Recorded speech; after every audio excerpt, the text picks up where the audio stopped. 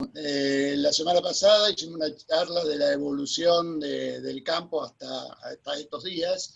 Las voy a recordar los puntos más principales para que hagamos memoria y a ver cómo llegamos hasta acá. Habíamos dicho que en la década del 20 se creaban las estancias, que Buenos Aires mantuvo por casi medio siglo la administración de los aranceles a las exportaciones en el puerto de Buenos Aires y no dejaba que ningún otro puerto exportara. Eso duró prácticamente 50 años, que fueron 50 años de guerra civil. Después los gauchos, en algunos pocos casos, lograron hacerse de tierras, pero en su gran mayoría terminaron explotados por los estancieros. En la segunda mitad del siglo XIX se desarrollan las colonias agrícolas, compuestas por inmigrantes, principalmente europeos. Nace el modelo agroexportador argentino, que fue una época de gloria para el país en cuanto a las riquezas, inclusive las riquezas per cápita de la población. Se funda en 1866 la Sociedad Rural Argentina, justamente con la idea de proteger los intereses agropecuarios del país, pero en realidad era para cuidar sus intereses, digamos, sus estancias. A principios del siglo XX se produce el Grito de Alcorta, es una rebelión de los contratistas, casi todos europeos o hijos de europeos, y se funda la Federación Agraria Argentina. En la década de 1930 se desarrolla industrialmente la lechería en el país. Aparecen fábricas como la Serenísima y posteriormente Sancor. Primero Milcao fue la primera de todas, extranjera.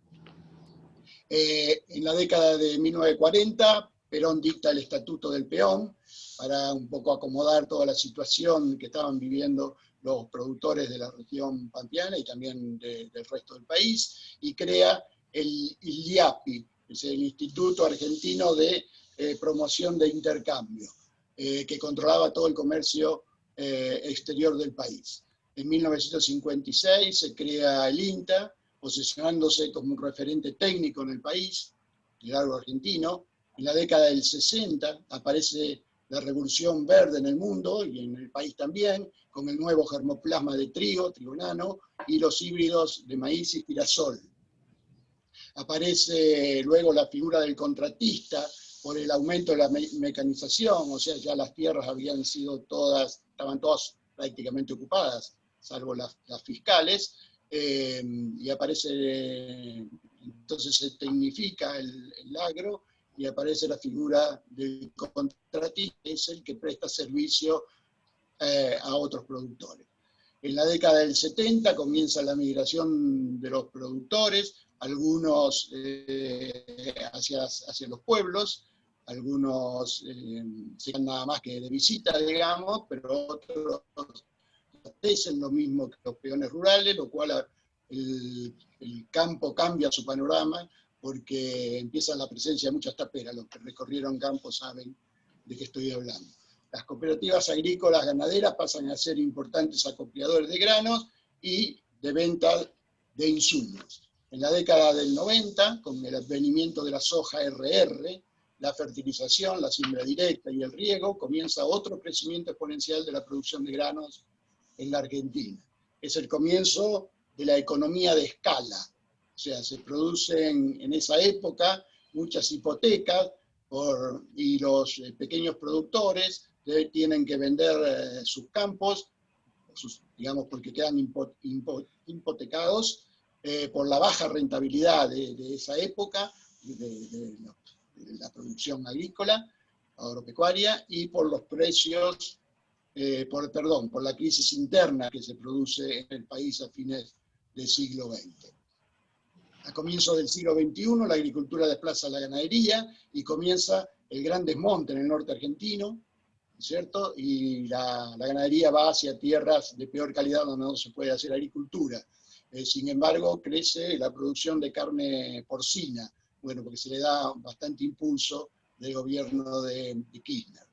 La extraordinaria rentabilidad de la soja en esos primeros años, en los años de Néstor Kirchner, promueve el aumento del costo de la tierra y ahí se fortalece el rentismo, es decir, el alquiler de tierras.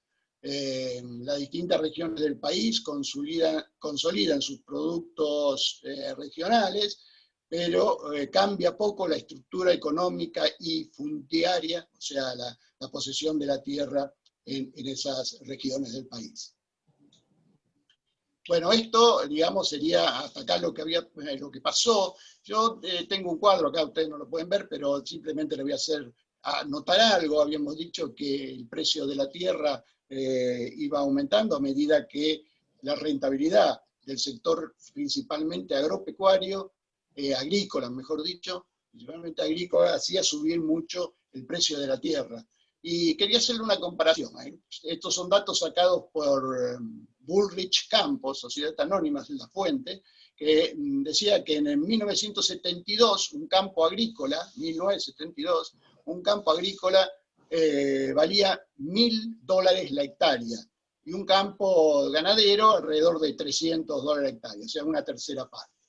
En 1980, o sea, 8 años después, el campo agrícola valía $4.500 la hectárea, y un campo ganadero 1.500. O sea, se mantiene la relación de una tercera parte. Pero lo que quiero notar acá es que en esos 8 años, el crecimiento, el valor que tomó la tierra, es como si yo hubiera puesto $2 en 1972 a un 22% anual, una rentabilidad en dólares impresionante. Después hubo otro crecimiento también arrastrado por los precios de las commodities o de los granos, mejor dicho así. Es de 1997, la hectárea valía $5.500, la agrícola, y la ganadera $2.000. Y en 2012 pasó a valer $16.000 la hectárea agrícola y $9.000 la hectárea ganadera. Ahí sería un crecimiento en dólares con una tasa anual del 7%. O sea que era más o menos lo que por ahí se podía pedir cuando se pedía prestado, las tasas que se otorgaban, 7, 6, 5% en dólares. Pero el crecimiento más grande se dio en los últimos, desde el año 2002 hasta 2012. Y hoy, 2020, o mejor dicho, en este momento, 2020, ese mismo campo valdría aproximadamente, estos son todos promedios, ¿no? Por supuesto. Campo agrícola valdría $15.000 la hectárea, o sea que bajó $1.000, y un campo ganadero bajó bastante más, a $7.500 la hectárea. Bueno, esto se lo quería plantear para que vean cómo el valor que va tomando la tierra y la importancia, ¿no es cierto?, de quienes la están poseyendo, y cómo la tienen en base a la estructura que yo le comenté en la charla pasada. Ahora, en el campo, en el siglo XXI, aparecieron 2 nuevos actores en el campo. En realidad, no son nuevos, pero sí tomaron una importancia realmente considerable. En la década de 90 se concesionan los puertos a empresas privadas, los puertos de exportación, y toma importancia la figura del agroexportador. El agroexportador, por un lado, es beneficioso para el país y por otro lado no es nada beneficioso, es contraproducente. ¿Por qué?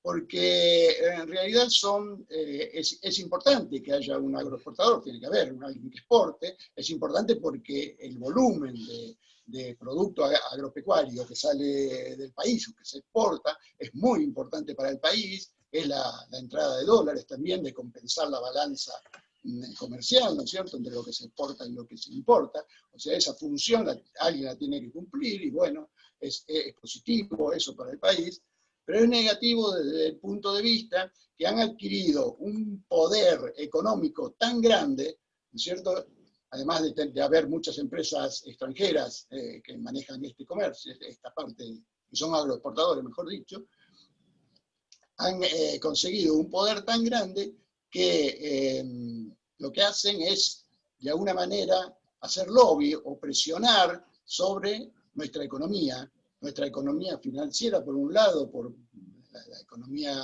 digamos, los dólares, del cambio, del libre cambio, y por otro lado presionan, con eso mismo, presionan a la economía interna del país. Esa es la parte mala, digamos. Y el otro actor, digamos, importante que apareció con la rentabilidad que dejaban que dejaban las producciones agrícolas fundamentalmente, agrícolas, bien dije, son los pools de siembra. Ustedes lo habrán sentido nombrar, algunos pools de siembra. En realidad son grupos, estos pools de siembra son grupos de personas que se dedican a la producción agropecuaria. Generalmente no tenían, por lo menos en un principio, no tenían tierras propias, simplemente era un grupo con capacidad empresaria para producir en el campo, que arrendaban los terrenos, la tierra, lo cual favoreció el rentismo que les había comentado antes, o sea, lo impulsó más, ¿no es cierto? Y que utilizaban, por la buena rentabilidad que dejaba la producción, nucleaban, o mejor dicho, recibían aportes financieros. Es decir, los financistas ponen dinero en este tipo de explotación, que son los que financian todo el alquiler de los campos y todo el andamiaje, digamos, de producción. En realidad son bastante ineficientes desde el punto de vista productivo, pero son muy eficientes desde el punto de vista comercial y financiero. Entonces, el problema con estos grupos es que hacen miles de hectáreas, o producen miles de hectáreas de soja y de maíz y otras commodities, pero tienen el gran problema o el gran riesgo que puede ocurrir, que si la rentabilidad baja, directamente pueden desaparecer, porque como no son propietarios de tierras, si el negocio no da, se desarman y buscarán negocio en otra parte, lo cual puede producir un gran impacto en nuestra producción agropecuaria. Hasta ahora no ha ocurrido en forma generalizada, si bien algunos grupos sí han desaparecido. Bueno, ese más o menos es los nuevos actores. Y ahora les quiero comentar un poquito los actores que están hoy actualmente en el campo, porque generalmente hablamos del campo y lo tenemos como una sola cosa. Y el campo es realmente muy heterogéneo. E inclusive es heterogéneo entre la pampa húmeda y el resto de las regiones del país. Son muchos los actores que intervienen y esa heterogeneidad se da inclusive dentro de los mismos actores. Desde hace mucho tiempo también los hay en la pampa húmeda, generalmente eran agricultores, pero se pueden dedicar a cualquier otra cosa, perdón, horticultores, pero se pueden dedicar a cualquier otra cosa también. Puede haber minifundistas de cualquier otro tipo de las actividades agropecuarias. La nueva forma, digamos, del minifundista en la pampa húmeda, principalmente alrededor de las grandes ciudades, son los horticultores orgánicos. Esto viene con el viento también de la alimentación sana y todo más que se da en el resto del mundo, por supuesto está acoplado a esto. Que son los que hoy, fundamentalmente hoy, los que más protestan en dos puntos. En tener posesión de las tierras que están cultivando y en tener una comercialización directa, es decir, no tener intermediarios, porque si tienen intermediarios no les es rentable la producción. Entonces son las dos cosas que están fundamentalmente hoy pidiendo este sector. Después están los pequeños y medianos productores, donde ahí también tenemos una gama terrible de producciones y de formas y de rentabilidad de cada uno. Pues no es lo mismo un productor chico en Mendoza o en Tucumán, ¿no es cierto?, donde la producción, por ejemplo, de caña de azúcar está condicionada al precio que le pone el ingenio. Entonces, son productores que realmente no tienen la posibilidad de tener un precio cuasi seguro, porque si son chicos, realmente van a ser explotados en la parte económica, digamos, en el precio que le van a ofrecer, que no va a ser el mismo precio que le ofrecen al productor grande que produce también de caña de azúcar. Lo mismo puede pasar con la vid o con cualquier otra de las producciones, digamos, regionales. En la pampa húmeda quizás es distinto porque casi todos son agrícolas ganaderos, algunos porcinos, producen pollo, otros leche, ¿no es cierto? Pero bueno, y hay una variedad tremenda y depende también de la ubicación y la zona donde se encuentra. Entonces esos son los que, a la vista de la gente de la ciudad, son el campo, son los productores que se conocen, son los productores que tienen sus vaquitas, que producen sus hojas, su trigo y demás. Después están los estancieros. Esto es el origen de nuestra revolución, así que los estancieros, que fueron los dueños, o siguen siendo en parte los dueños de grandes superficies de la tierra, hoy se ayornaron, es decir, ya no hay grandes superficies para producir o compartir. Juan, tenés el micrófono abierto, interferí. Bueno, entonces, estos estancieros se ayornaron, en realidad son los hijos de los originarios, y vieron que evidentemente al campo ya no se lo podía solamente manejar desde Buenos Aires, si bien siguen viviendo en Buenos Aires, no se lo podía manejar desde Buenos Aires como hacían antes, y iban y explotaban a los pobres gauchos que trabajaban la tierra, o que cuidaban su ganado. Ya cambió esto, ya vieron de que había que incorporar tecnología, que era la única que de su producción tenían que ser mucho más rentable. Además las superficies se fueron achicando porque hubo herencia, ya se fueron dividiendo. Entonces hoy se han convertido en empresarios agropecuarios, son los que realmente están al tope de la tecnología, que contratan profesionales del agro, que contratan todos los servicios prácticamente de la más alta tecnología. Después están otros actores, digamos, son las empresas de semillas, que hoy en día están con los eventos estos transgénicos, que gran parte de la población que no es rural lo rechaza, y muchos países también rechazan estos eventos, pero que están con reclamos y presiones constantes para obtener sus regalías. Es decir, además de vender el producto, del negocio de la venta del producto, además quieren las regalías. Y uno podría decir que en cierta manera sería en parte justificable, pero los volúmenes que manejan son tan grandes que las millonadas de pesos que hay ahí atrás son tremendos, y lo único que se vería perjudicado es el productor local, ya sea aquí en el país o en cualquier otra parte del mundo. Después otro sector es el sector de ventas de insumos y servicios. Esto también existió durante mucho tiempo, pero se ha fortalecido mucho y se ha, más que nada, se ha especializado fundamentalmente. Aquí tenemos que incluir a las cooperativas agrícolas, que también siempre fueron, ¿no es cierto?, acopiadores de grano, vendedores de insumos.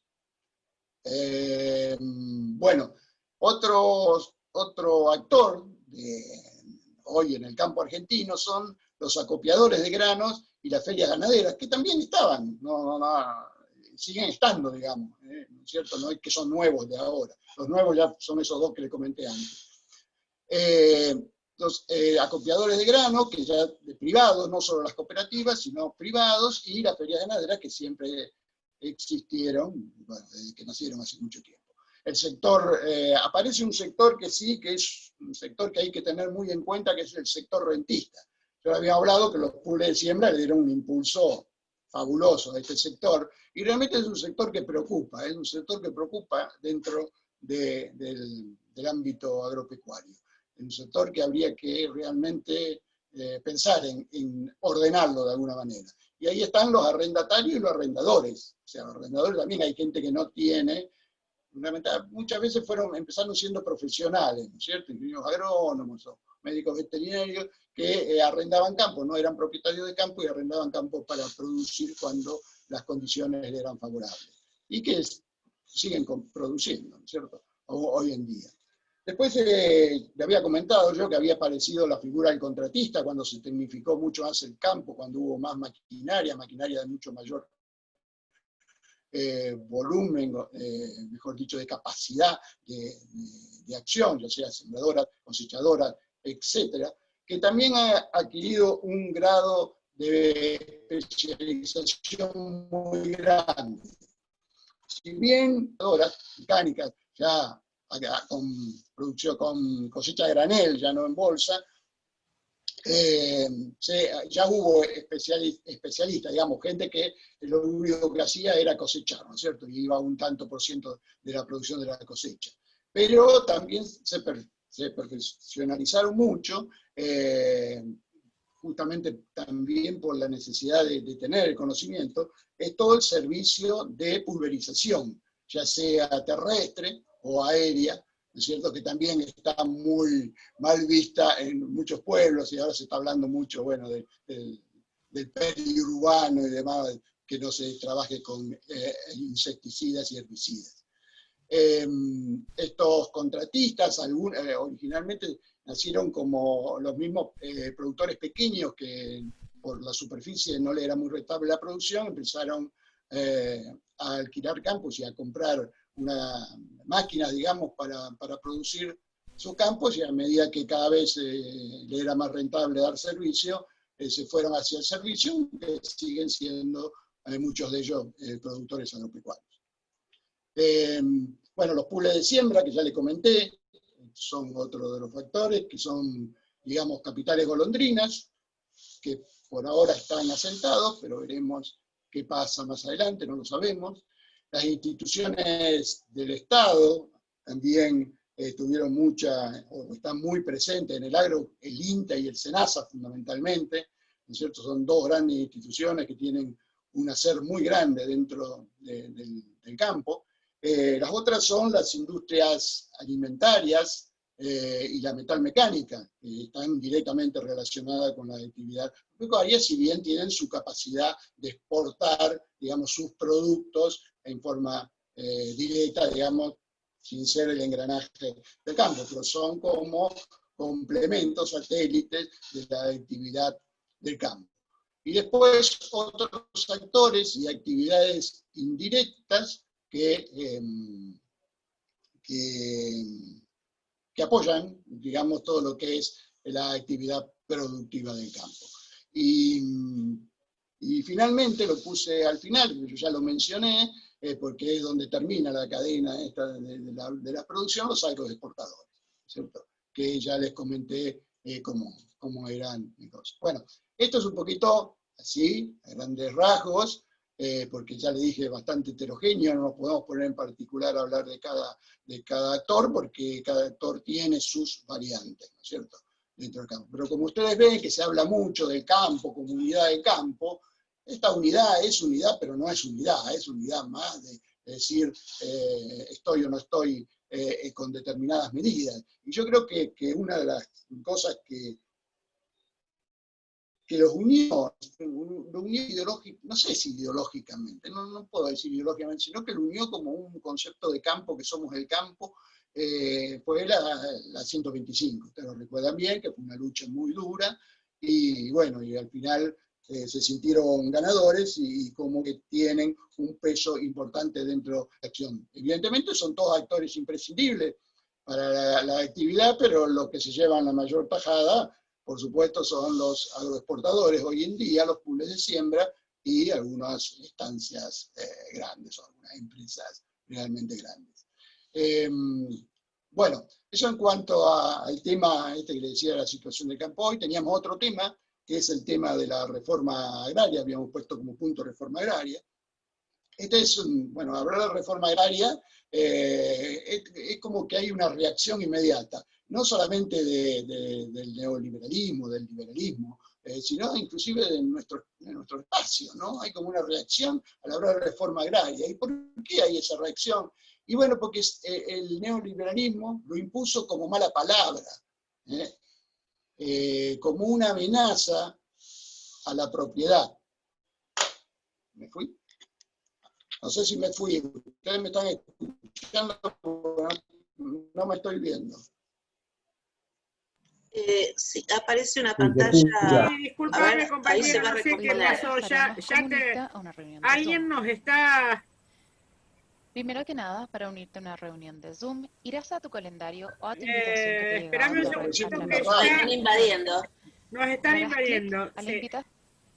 estación y de ¿La ahí puede le das clic neutralizar, al Silvi, enlace vos que Estoy sos tratando la de esto. hacker? Desde ahí te abrirá la reunión Mira qué y bonita. automáticamente te dará estas opciones de conectarte Usted está a tu viendo aula. pantalla de Tendrás PC opciones de Graciela. No, conectarte no, al aula es del alguien de acá computador que está y tendrás compartiendo la opción pantalla. de No sé irte cómo al porque no audio de tiene autorización para Si hacerlo. seleccionas la opción de telefonía, te dará un número para marcar, marcarás el ID de Es la alguien reunión que y entrarás está a la reunión con buscando audio. un Si tutorial. gustas estar en video, puedes hacerle clic al botón que dice prender o apagar video ¿Ustedes y escuchan bien si No. yo hablo igual? Sí, sí, porque la acabo de silenciar. No, Por lo escucha menos mal. la acabo de silenciar. Perdón, acá me figura que usted está viendo la pantalla de PC Graciela. Sí, sí, no sé quién es. Eso es lo que... No sé quién es la Graciela Puede ser esta. Graciela Libuti, que está queriendo y está incursionando para ver si puede ver, pero Bueno, no. No, puede haber querido Pero no sé cómo. entrar y en lugar de entrar... No, en lugar de entrar a Zoom ha entrado al instructivo y estamos Ahí viendo el está, instructivo que está... ya la detuve. ahí va, Ya la detuve. ahí va, ya está. Ya está. Bueno, No sé qué hizo. continúo para que no para que En no se teoría haga muy solamente larga. yo puedo compartir pantalla, pero hizo algo raro, Graciela. Ya está. No, yo supuse que cuando dije que era una mala palabra la reforma agraria, entonces saltó todo esto, ¿no es cierto? Que puede ser. No, dale, tranquilo. Bueno, no, en realidad la reforma agraria se refiere a la reforma, a una reforma que se puede hacer en el sector agropecuario, en el sector agrario, para hacerlo más general. ¿Cómo nace esto? Nace prácticamente en México con la revolución de Emiliano Zapata entre 1916 y 1918, que él en su revolución proponía de que había que repartir la tierra de los grandes terratenientes que había en México, que aún todavía hoy existen, y ahí hubo dos frases importantes de Zapata. Una de las frases de Zapata era: la tierra es de quien la trabaja. Esa frase, que la conocemos muy bien, se origina ahí. Y otra de las frases es tierra y libertad. Era otra de las banderas que Zapata impulsaba en esa revolución. Después, en Rusia, en 1920, del 20 al 25, la revolución rusa también, que expulsó a los zares de Rusia, toma con más fuerza la palabra esta reforma agraria y la concibe casi exclusivamente al reparto de tierras, casi exclusivamente el reparto de tierras. Entonces, ahí fue cuando el mundo económico occidental empezó a tratar de mala palabra a lo que se llama reforma agraria. En realidad, reforma agraria, según la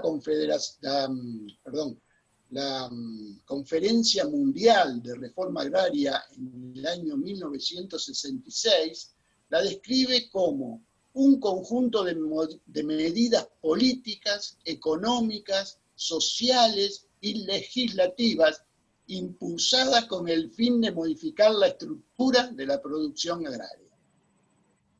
Entonces, ahí caben muchas cosas. O sea, yo creo que esa es la definición completa de reforma agraria. Entonces no nos tenemos que asustar cuando hablamos de esto.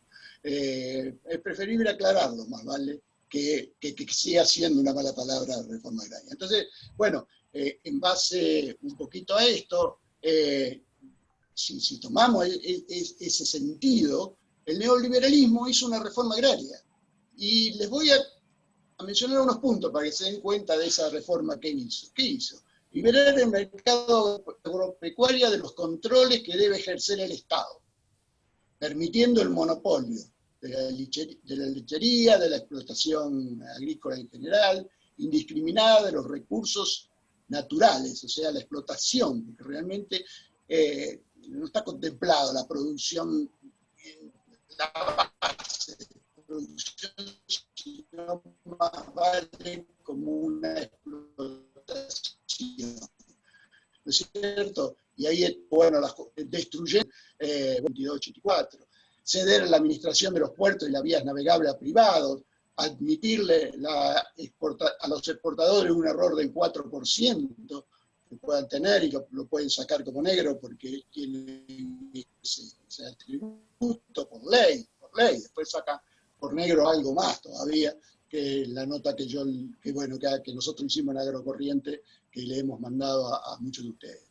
Aumentó el costo del transporte, eliminó el ferrocarril, priorizar las exportaciones de productos agropecuarios en detrimento del mercado interno, esas otras medidas que pusieron, destruir la industria, es parte de también favorecer al campo, o de alguna manera, la libre importación de fertilizantes, agroquímicos, semillas, apoyando, ahora con las regalías, las altas tasas de interés también, con beneficio a grandes productores que provocan la ejecución de hipotecas a pequeños productores. O sea, todo esto es una reforma agraria, y la hicieron los neoliberales. Por supuesto, no la van a llamar reforma agraria, diría es peor. Pero bueno, es simplemente para que ustedes tengan una idea de lo que es. Y ahora, entonces, en vez de llamarla reforma agraria, llamémosla política agraria, para que suene más lindo para ir a los oídos.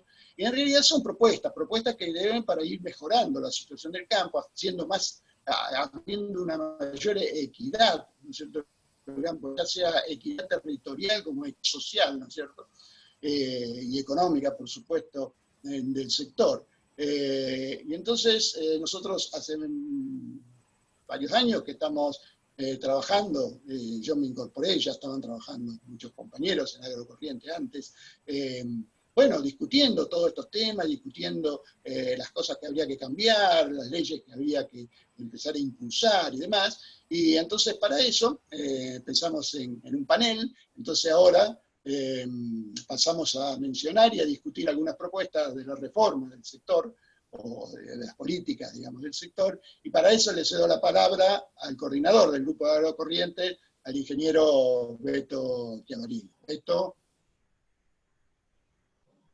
Hola, ¿qué tal, compañeros? ¿Cómo están? ¿Se escucha? Sí, sí. Bueno, primero buenas tardes a todos, un gusto compartir con ustedes estos momentos. Yo después de las dos grandes exposiciones de José, la de la semana pasada y esta, solamente quería agregar primero un par de cosas, el porqué del surgimiento de Agrocorriente. En realidad, la batalla cultural, nosotros con el campo, cuando digo nosotros como peronismo, hace rato que la venimos perdiendo. Yo no sé si hubo muchos gobiernos que hicieron todo lo que hizo el peronismo, sobre todo en la época de Perón, digamos, el Instituto del Peón, que es la defensa del peón rural, la subdivisión de acá de un montón de inmuebles, un montón de estancias que fueron tierras que fueron dadas a los chacareros, digamos, en la década del 40 y pico, 50, todo lo que fue en el comercio exterior, en la Junta Nacional de Grano, todo es un trabajo de defensa para los laburantes en el campo, para los laburantes que no tienen campo, como sería el peón rural, y para los productores chicos que trabajaban en el campo. No nos olvidemos que antes, digamos, la estancia era un lugar donde la explotación era muy baja, o sea, la renta agraria o la producción de ese campo era limitado, y los chacareros chicos eran los que tenían grandes producciones, y justamente, digamos, devino el desarrollo de los productores chicos ganándole campo, ganándole entre comillas, en los campos grandes. Y después, cuando vino la reforma que planteó José, digamos, del gran desarrollo tecnológico, fue al revés. O sea, los grandes se fueron quedando con los campos de los chicos.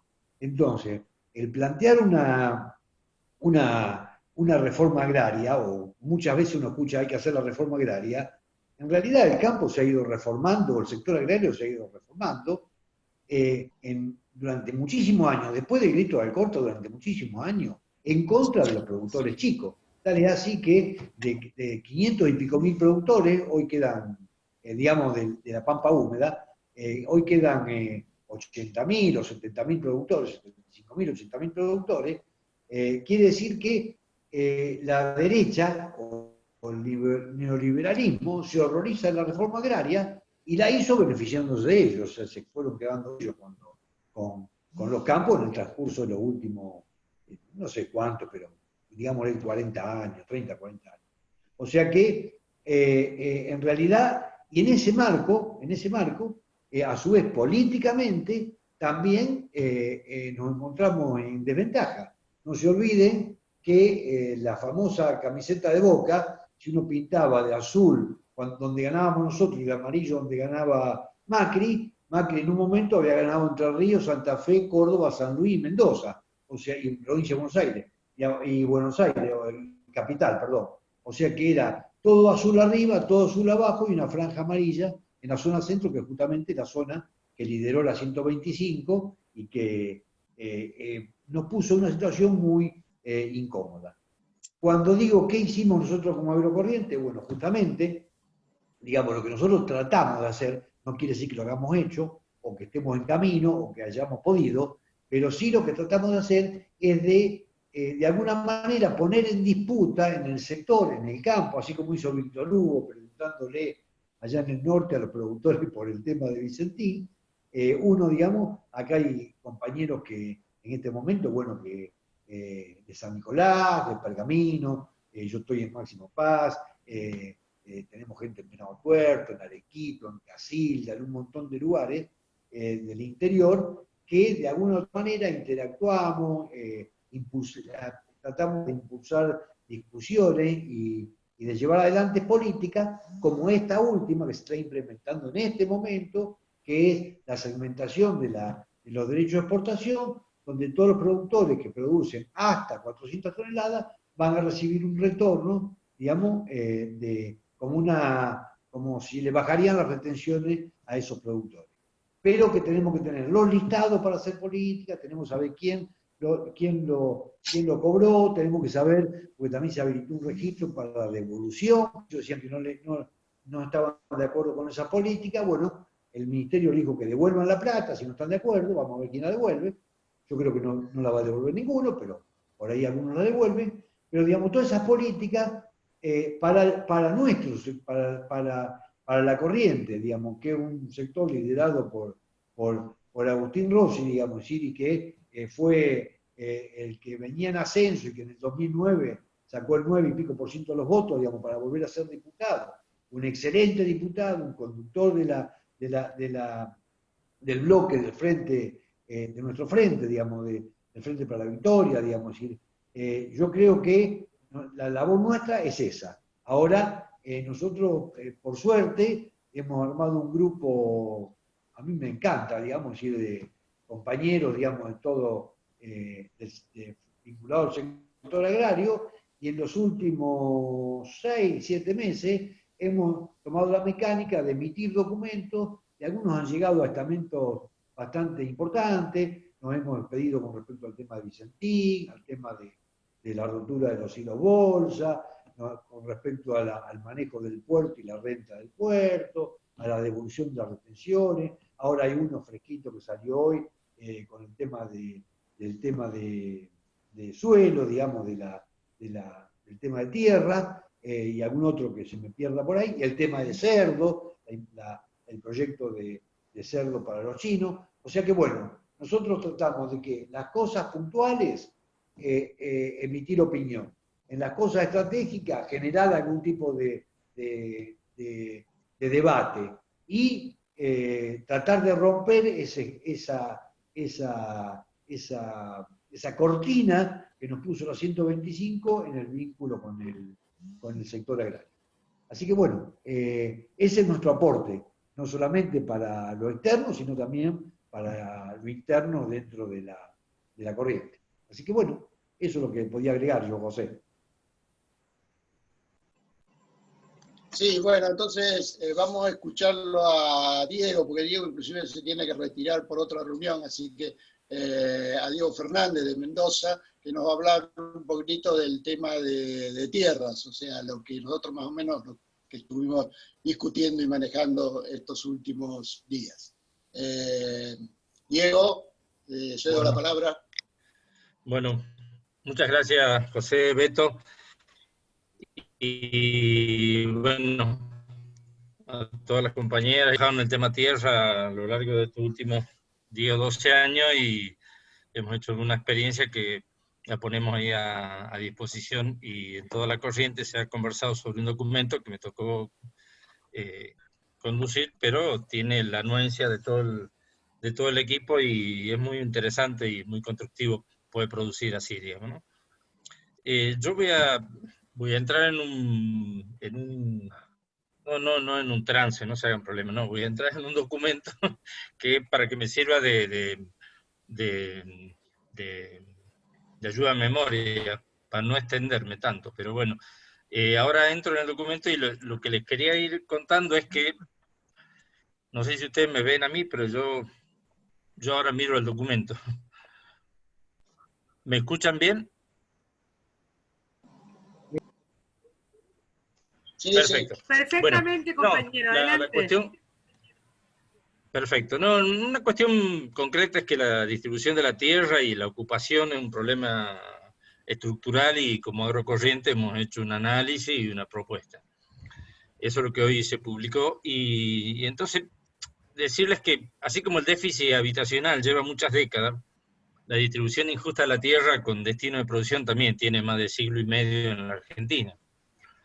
Algunos problemas centrales que se ven, algunos ya los citó José, pero por ahí hay datos que son relevantes y la concentración de la tenencia de la tierra es violenta en sí misma. Si bien la tierra, el trabajo y el capital siguen siendo los elementos que definen la producción, la productividad y demás, la tierra aparentemente no era tan importante en los últimos años como la tecnología, pero sigue siendo un elemento que le permite a las grandes entidades poder tener lobby, tener trabajo sobre los gobiernos, y entonces la concentración es violenta en sí mismo, digo, porque fíjense, el último censo del 2018 muestra que solo el 1% de la explotación agropecuaria se le llama a una unidad productiva, o sea, una empresa agropecuaria, de más de 10.000 hectáreas, o sea, el 1% de todas las explotaciones, estamos hablando de 150.000 en todo el país, pero el 1% de esas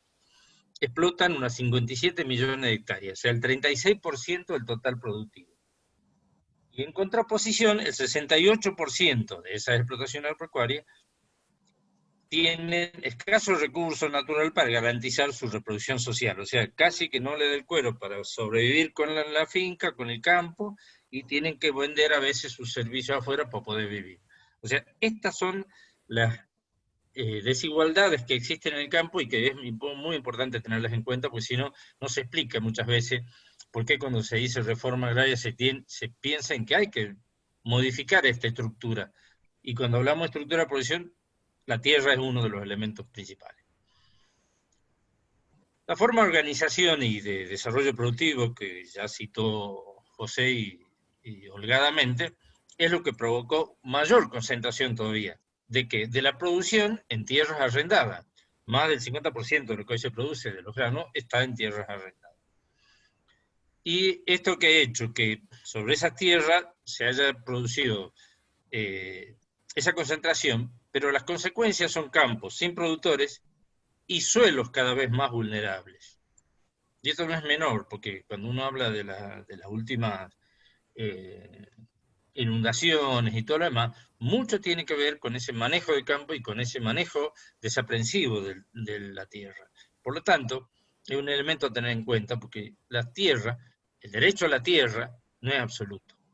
Y este es un elemento que quiero que después volvamos sobre él, pero digo, así como varios de los derechos que tenemos que hablar siempre, la tierra no es que vos tenés la posibilidad de hacer lo que vos quieras. Tenés derechos sobre la tierra, sobre el dominio, sobre explotación, pero no puedes hacer lo que quieras. Es un elemento que quiero dejar para después. El saqueo de las tierras y de los recursos naturales por parte de las grandes empresas, muchas veces extranjeras, desaloja pueblo originario, ocupantes ancestrales y también familias de pastajeros, puesteros, crianceros, como le llamen, en distintas zonas del oeste argentino, a veces colonos también, todos actores rurales que tenían ocupación de muchas décadas y han sido como les digo, desalejado o saqueado, con una combinación entre ese poder económico regional fuerte y la justicia. Bueno, justicia entre comillas, pero es lo que ocurre. Jueces, fiscales y demás juegan fuerte en eso. Por otro lado, en contraposición, las pequeñas propiedades de productores minifundistas, que recién decía José, que le llamamos agricultores familiares para generalizarlo, tienen inconvenientes dominiales de productores que han sido pequeños, pero que de pronto, por el tema de la subdivisión o porque ya la unidad no da una rentabilidad suficiente, van perdiendo la posibilidad de seguir trabajando en el campo. Y muchas veces, que hemos tenido políticas específicas para ello, como ha sido en el 2010, 2015, no hemos podido muchas veces llegar a esos productores porque cada vez están en peores condiciones para poder llevar a una unidad económica a la cosa. La propiedad de la tierra rural está principalmente en la titularidad de varones. Otro tema que, a raíz de estas cuestiones de los procesos de herencia que se dieron ahí en Entre Ríos y demás, tenemos datos concretos de la situación que hay, y en el censo ya se verifica ahora un 18% en manos de mujeres en la propiedad, y estaba en 12% en el 2002. Argentina debería ser, quizá debe ser uno de los que han tenido un aumento más considerable, pero aún así, cuando uno se pone a mirar qué calidad de suelo, qué calidad de tierras tiene, la propiedad y la superficie, es ínfima, digamos, ¿no? Pero este tema no es menor para cuando tenemos en cuenta que queremos plantear equidad y igualdad en la situación, ¿no? La presión inmobiliaria también ha sido en el oeste argentino, en toda la zona de riego. Esos suelos costaron mucho porque son suelos generados por el hombre y por la mujer, digamos, y por todos los colonos, pero de pronto no, esos se están vendiendo hoy y no hay cómo competir con la presión inmobiliaria. En muchas zonas de pampa húmeda también ocurre, pero no le genera el impacto y el sacrificio que significan de esos suelos, que costó muchísimo, y encima el suelo y el agua, ¿no? Las dos cosas. Entonces, quería volver a esta cuestión de que el peronismo pareciera que hoy es un elemento que está en contra del campo.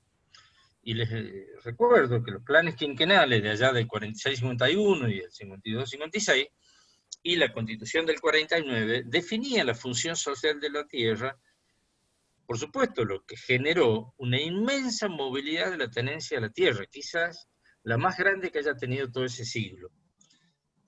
Y, por supuesto, interrumpida en el 55, creo que el decreto 3 ya de esa que se llamó revolución, ya impedía, o sea, bajaba todas las expropiaciones que había hecho Perón y todos los actos que se habían hecho en función de los pequeños y medianos productores de todo el país.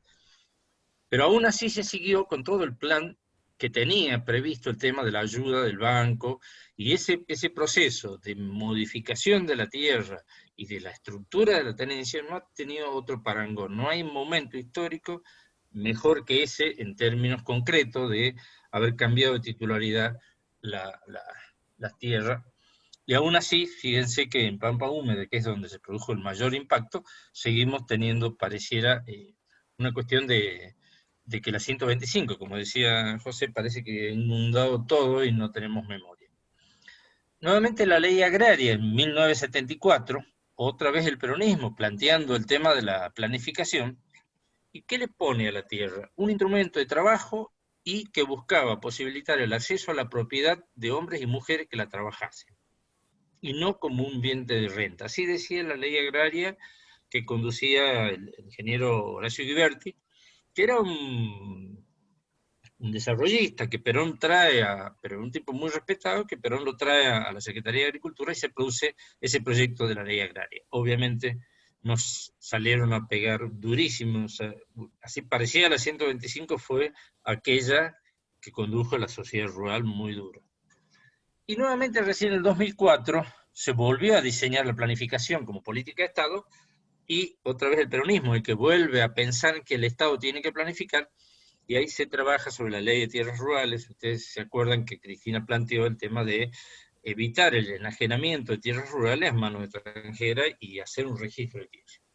Bueno, esas son las cosas que yo quería compartir con ustedes. O sea, los problemas que tenemos concretos, estos 5 ítems que fui planteando, los problemas que en concreto tenemos en la propiedad de la tierra, digamos, la mayor parte son varones, las pequeñas propiedades que no tienen rentabilidad, los saqueos de la tierra que venimos viviendo, y la forma de organización que va desplazando la agricultura con agricultores. Y ni hablar la concentración de la tierra. Para que tengan una idea, las 36 familias que eran propietarias oligárquicas de principio del siglo XX, hoy hay 30 de ellas que todavía mantienen esa categoría. Entonces digo, es bastante violento seguir pensando que eso es así, ¿no? Entonces, frente a esto, nosotros nos hemos planteado cosas muy concretas. Para enumerarlas, les diría que el primer punto, esa ley que hablaba de evitar la enajenación de la tierra, que era la ley de tierras rurales, que fue la 26.737, se llamaba Régimen de Protección de Dominio Nacional sobre la Propiedad, Posesión o Tenencia de las Tierras Rurales. Bueno, ese documento, ese trabajo fue inhabilitado apenas ingresó Macri, en enero del 2016, el artículo 820 ya lo declara inconstitucional. Digamos, mejor dicho, es inconstitucional y declara muchos de los artículos que tenía esa ley inhábiles y comienza a incorporarle legislación sobre eso que era una ley. O sea que todo inconstitucional lo que se haya operado alrededor de eso. ¿Qué se propone hoy? No hacer otro decreto reglamentario y todo lo demás, no, dejar la ley vigente y anular el decreto 820-2016 porque es inconstitucional. Sobre eso está trabajando el doctor Barcesat y esperemos, nosotros estamos de acuerdo con eso y esperemos que eso termine. Terminado eso, que se piensa, 2015, que es poner en blanco y negro quiénes son los propietarios de qué, cuánto y cómo están distribuidos en el país. O sea, un mapa real de la tenencia. Una ley, ponemos, de desalojos, freno a los desalojos a familias rurales y pueblos originarios. Si eso no se frena, este proceso sigue, y no nos olvidemos ni lo de Santiago Maldonado, ni de todo lo que ha pasado en los últimos 4 años, pero aún sigue pasando, sin tanta presencia en los medios, igual sigue ocurriendo y sigue ocurriendo en todo el país. En la zona del oeste argentino, les aclaro, un montón, acá en Mendoza, en Jujuy, en Salta, en Catamarca, sigue ocurriendo este tema. Es una ley que frene eso, también es importante. Garantizar el acceso a la tierra y a la vivienda como un derecho, o sea, plantear, así como está el tema de la propiedad privada, en la cúspide de la cuestión de derecho está el derecho a la vivienda y el derecho a la tierra, así como se habla de la propiedad privada. O sea, esos son elementos muy importantes que hay que tener en cuenta, y entonces creo que estas son las cosas que van culturalmente cambiándole la lógica a la construcción política, digamos, porque si no pareciera que el acceso a la tierra y a la vivienda es una ocurrencia nuestra. No, esto es un derecho, y nosotros tenemos que elaborar para eso. Una ley de arrendamiento que garantice más de 5 años, que tenga planes prediales, donde se tenga la posibilidad de rotaciones racionales para que ese campo y esa tierra tenga una vida, digamos, una sostenibilidad, digamos, ¿no? Establecer justicia en la innumerable cantidad de ocupaciones ilegales de empresas extranjeras, especialmente en zonas de frontera, donde no deberían haber poseedores extranjeros, y hay un montón, y se le ha abierto la puerta en el 2015, ni le cuento, muchísimo. Programa de regularización dominial rural para los poseedores actuales. Mucha gente que tiene la propiedad de la tierra por problemas de herencia, por problemas de distinto tipo, no tienen sus papeles en regla, y entonces cuando uno quiere jugar un plan de transformación rural, donde quiere empoderar a esas pequeñas unidades y generarle tecnología para que puedan ser una unidad rentable, no tienen el papel en regla y es un problema serio. Entonces hacer un plan de regularización dominial para los poseedores actuales, con los límites concretos, de decir, a este tipo de productores, definir una política dirigida a ese tipo de cosas y no vamos a salir del Estado a regularizarle a aquellos que son ocupantes ilegales y que han eliminado gente de la zona. Establecer equidad de género en la propiedad. Esto en Mendoza pudimos hacer alguna cosa en concreto que tiene que ver con que la tierra sea de los dos, de los ocupantes, hombre y mujer. En el caso de los solicitantes de tierras fiscales lo pudimos hacer en Mendoza. Pero eso se podría lograr, hoy con el Código Civil ya se logra para la situación actual en adelante. Para la de atrás no está resuelto esto todavía. Y creemos que hay que establecer una equidad. Promover una ley de ordenamiento territorial y desarrollo sustentable. Acá, ¿por qué planteamos esto? Allá en el 2010 se hizo un proyecto de ley de ordenamiento territorial y desarrollo sustentable en el Ministerio de Planificación. Eso tuvo el Consejo Federal de Planificación y Ordenamiento Territorial, se aprobó por unanimidad, incluida Capital Federal, que no les gustaba que se planteara el tema plusvalía, le pusimos otro nombre al concepto de plusvalía, pero logramos que se aprobara por unanimidad. Ese documento está todavía en ese ministerio. Si ese documento pudiera hacerse ley, nos daría la posibilidad de que se garantice un banco de tierras, tanto por provincia como por municipio. ¿Para qué? Para prever el desarrollo urbano y el desarrollo rural. Ese banco tiene que contar con instrumentos que le permita al Estado intervenir en el mercado del suelo y garantizarle a cada familia rural el acceso a las tierras productivas y tierra para su vivienda. O sea, estas son las cosas que nosotros creemos que son fundamentales. Las 11 medidas que les he citado son las que creemos importantes. Y bueno, finalizar planteándoles que cuando la inequidad territorial se acentúa en el sistema de asentamientos urbanos, tanto urbanos como rurales, donde el acceso a la tierra y la vivienda está regido exclusivamente por el mercado de suelo, es preciso devolver al Estado la potestad para garantizar el acceso a la tierra y a la vivienda como un derecho. Y concretamente, en las zonas agropecuarias, como Agrocorriente, promovemos programas de transformación rural donde la tierra, el precio y el trabajo estén garantizados. La chacra mixta es una salida específica y se entiende que el campo distribuido e inserto en la producción le tiende una mano a tantas argentinas y argentinos que quieren realizar su vida y la de su familia en la zona agraria. Esto sería un poco el planteo y, bueno, a disposición de ustedes. Bueno, muchas gracias, Diego. Vamos a hacer una cosa, le voy a dar la palabra ahora a Alejandro Mazaguet, y una vez que finalice él, todos los que quieran intervenir, hacer preguntas o plantear alguna otra cuestión, lo planteamos. ¿Qué les parece? Así que, Alejandro, te cedo la palabra. Buenas tardes, noches a todos y todas, y un gusto compartir con ustedes este momento. Cuesta pensar en qué agregar después de todo lo que comentaron José y lo que comentó recién Diego. Una cosa queda clara, es muy difícil ver a la actividad agropecuaria argentina como una única unidad. Está la diversidad de producciones potenciales, reales y potenciales, y tal la diversidad geográfica que pretender una única receta es simplemente potenciar futuros problemas. Las situaciones deberán ser seguramente revisadas en función de esos parámetros, en función de la geografía y de las actividades productivas que cada lugar tenga. Desde la tenencia de la tierra hasta los factores de desarrollo tecnológico que van a estar involucrados en esas actividades.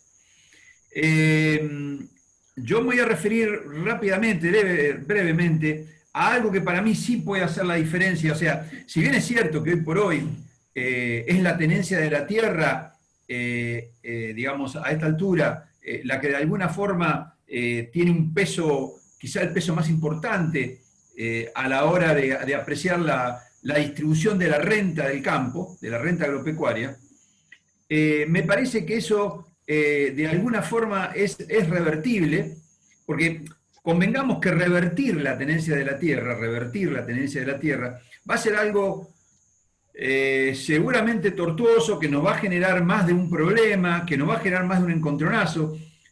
Ya en algún momento la 125 nos dio prueba de ello, aunque si bien allí no discutíamos la tenencia de la tierra, discutíamos, Macanudo, del ingreso que el campo podía generar, cuánto quedaba para el Estado, cuánto quedaba para el conjunto de la sociedad, pero eso nos mostró que el sector del campo, digamos, es muy sensible, como dijo el general, la víscera más sensible del ser humano es el bolsillo, y yo me temo que la gente del campo tiene más bolsillos que cualquier otro argentino.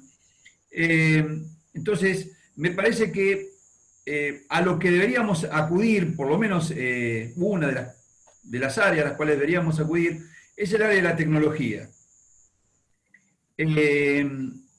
A ver, la actividad agrícola, los productos agrícolas, o digamos, la valorización de la agricultura está dado por el valor de lo que se produce.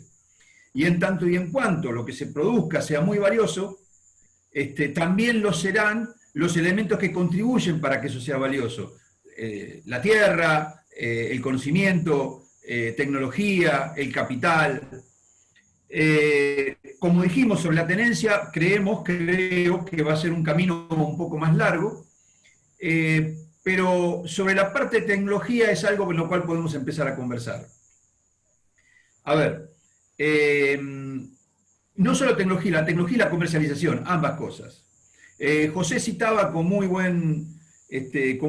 oportunamente que hoy la exportación, la comercialización que arranca en una pequeña empresa cooperativa, en una pequeña empresa acopiadora y termina en la otra punta en una empresa agroexportadora, bueno, Macanudo, trabajar sobre eso, tratar de aumentar el número de jugadores en ese rubro, eso va a permitir dispersar, va a permitir una mejor distribución de una parte importante de la renta que está dada por la comercialización. Entonces, allí hay cosas sobre las cuales podemos trabajar directamente sin herir la susceptibilidad del productor. Obviamente tendremos gente que se nos oponga, pero de todas maneras creo que ya nadie nos podrá tildar de revolucionarios de la reforma agraria, porque en ese caso, para el sentido que se le ha dado a la reforma agraria, esto es la apropiación de tierra o la expropiación de tierra, bueno, acá no expropiaríamos ninguna tierra, simplemente generaríamos las condiciones para que la renta derivada de la comercialización se distribuya de una manera más amplia. Creo que esa es una vía por la cual podemos entrar. Y luego, desde el Estado, generar las condiciones para que la tecnología llegue a todo el mundo, pero fundamentalmente a los productores más pequeños, o sea, que los pequeños productores vean maximizada o mejorada su renta, ya que no pueden hacerlo en función de la cantidad de campo disponible, porque eso está acotado, bueno, fenómeno, entonces poder hacerlo a partir de la tecnología que están empleando. Y cuando digo tecnología, no solo me refiero a una mayor producción, medida en volumen físico, en kilos o algo parecido, sino también en valor del producto que se está trabajando. Digamos, el mundo en sí no se remite exclusivamente a soja, maíz, trigo, girasol. Hay un montón de otros cultivos en danza, el mundo trabaja con otros cultivos y será potestad del Estado poder desarrollar nuevos tipos de producciones y de alguna forma apuntarle a los pequeños productores, a esa chacra mistra a la cual se refería recién Diego y muchas veces hace referencia a ello también Pedro Peretti. O sea, rever la matriz de productos con los cuales se va a trabajar, especialmente en el pequeño productor. Fundamentalmente para que a partir de allí, ese productor pequeño o mediano ve incrementada su rentabilidad y no tenga que depender entonces de una superficie que, como dijimos antes, ya está acotada. hay una cosa que preocupa mucho y que tendremos que ver, y yo diría que en un futuro no muy lejano, creo que eso está a la vuelta de la esquina, la productividad de un suelo, entre otras cosas, pero fundamentalmente la productividad agrícola, depende de la disponibilidad de agua. Estábamos viendo hace poco que el agua ahora ya cotiza en bolsa. Lo veíamos en los diarios de ayer, antes de ayer. Eso es solamente la punta del iceberg. O sea, tarde o temprano el agua va a ser un elemento de, si no de pelea, un elemento de disputa. Entonces, generar hoy a tiempo, con tiempo, las estructuras para que el agua se distribuya de una manera equitativa, como no ha ocurrido con la distribución de las tierras, generar del Estado las estructuras para que el agua llegue de una manera justa a la mayoría de los productores, y condicionar a los grandes productores en función del agua disponible. Esto es, vos tendrás 10.000 hectáreas, pero a vos te toca agua para 100 hectáreas, porque 100 hectáreas es la unidad que determinamos en este lugar, que es la que el Estado va a bancar en función del agua disponible. Bueno, Macanudo, allí también tenemos cosas para trabajar.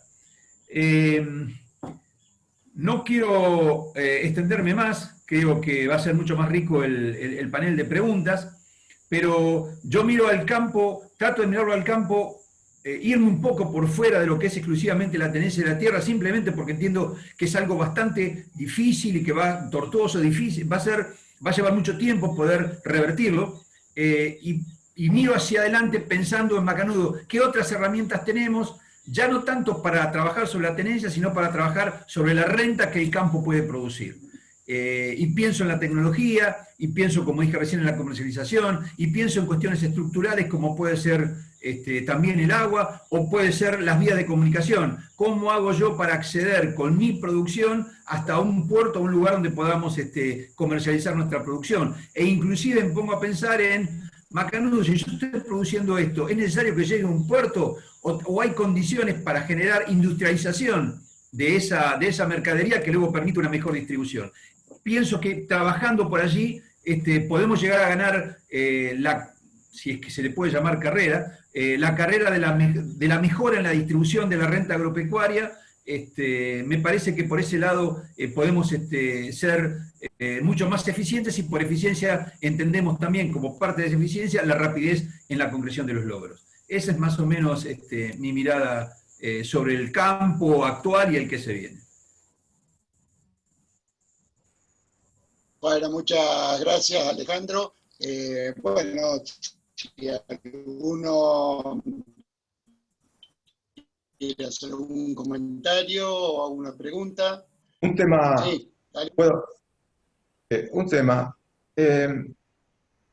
Alejandro tiró sobre el final un tema de interés. Me parece que nosotros nos falta continuar el tema del campo, porque obviamente a esta altura de los acontecimientos, la cuestión ya no tiene que ver solo con la tierra, con la tenencia de la tierra, que es importante como lo plantearon los compañeros, sino que está atado a lo que Alejandro tiraba recién, que nosotros no lo discutimos porque parece que hay un tema oscuro que por ahí sale a flote de vez en cuando por algún acontecimiento extraordinario, pero que, digamos, no podemos, desde el punto de vista del sector agropecuario, fundamentalmente, y no únicamente, que